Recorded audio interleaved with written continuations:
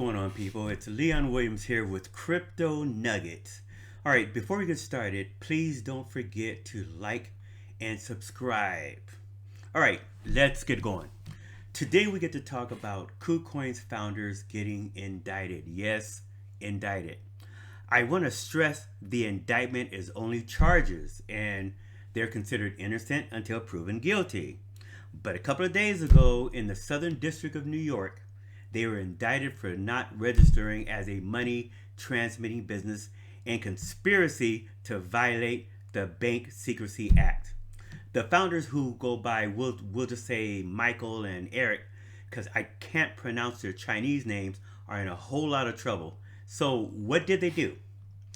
Kucoin is one of the largest crypto exchanges in the world with 30 million customers and billions of dollars traded every single day. Their sheer size is what makes this such a big deal. And as we take a look at this, you'll see some of the same problems that have plagued much of the crypto world. So why are they in trouble? Well, for one, they failed to register with FinCEN as a money transmitting business in the US. I had friends who had been signed up with Kucoin for years because they did not have to KYC, know your customer, or state that they were from the US to perform transactions. In fact, there was not even a box to check so they could state it even if they wanted to. Because no one stated that they were from the US, technically they didn't have any American customers, even though they really did. And of course, they were offering commissions since 2019, which is futures trading. And that means you have to register with the CFTC in the US. Not only did they not do that when it came to the subject of the Bank Secrecy Act, they were required to collect anti-money laundering information also. In other words, they needed AML and KYC requirements, which once the charges came out in July of 2023, they did start collecting, but up until then, they didn't. And they even flouted the fact that they didn't. If you look back at their social media posts from April of 2022, they said US customers don't do it. You don't have to do any KYC things. You don't have to use an official account. And what happened then? Well, about $5 billion in criminal money has gone through there. We're talking the whole 9 yards. Hacks, malware, fraud, everything. This exchange was considered one of the most legitimate ones out there. Oh, and by the way, Michael and Eric, who who are really key to this case, are Chinese. And they're not even in the United States. So it's going to be a really uphill fight to get at them. And if that wasn't interesting enough, the day after the charges came out, they decided to do an airdrop. Anybody heard of an airdrop scam? Well, this is a real airdrop of a whole lot of Bitcoin and KuCoin's own native token that went into their most loyal customers' wallets. Because it just so happened that when all this came out, there were about $800 million in withdrawals. 800 million withdrawals. And the whole system got backed up and nobody could withdraw for quite some time.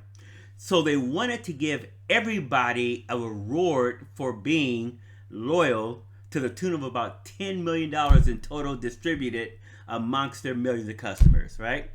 And I don't know about you, but I think that's a little shady. I mean, come on. You get some indictments going on, all of a sudden you're giving your customers some money.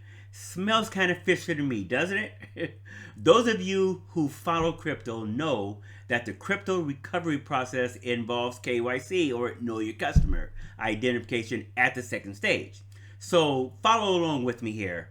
From July 20th, 2023 forward, they have the KYC info. What happens if Mr. Bad Guy Scammer decides to cash out and just hold it at KuCoin? Well, if it was before July 20, 2023, when they registered, it doesn't mean that it's unrecoverable. It just means that the only way that is going to happen is with what we call on-chain recovery. You're not going to have the ability to identify the individual to go after them in court because there's no KYC via civil or criminal proceedings or a negotiated settlement. But it means that Kucoin and all of its DeFi ideology may just simply agree, and probably would, to give you either the whole amount or whatever's left of that whole amount that you sent them in the final account. 7 times out of 10 though, this is probably the optimal way for crypto recovery to occur. I will say that Kucoin is not the largest exchange where these things are traced to. As things go, Binance is still the king on that end. There's no real reason, I think, for the world to panic. The crypto sky isn't falling in. But it is still symptomatic of a crypto industry that has rebounded in price, but apparently still has a long way to go, because this is a pretty big one.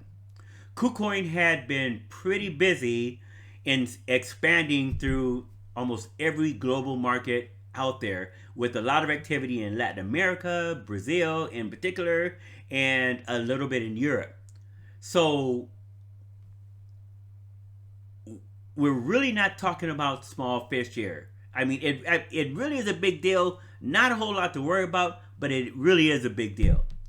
And at the end of the day, if you got scammed out of Bitcoin, Tether, Ethereum, Tron, whatever, you're not going to be able to find out without blockchain forensics. So you will need to seek out people who are trustworthy and good at blockchain forensics. And if it went to Kucoin, it's either going to be on-chain or there's going to be a KYC. And if that's the case, you have a plethora of options. So take the first step. Immediate action is the key in fighting scams. This is Leon, and I'll see you next time.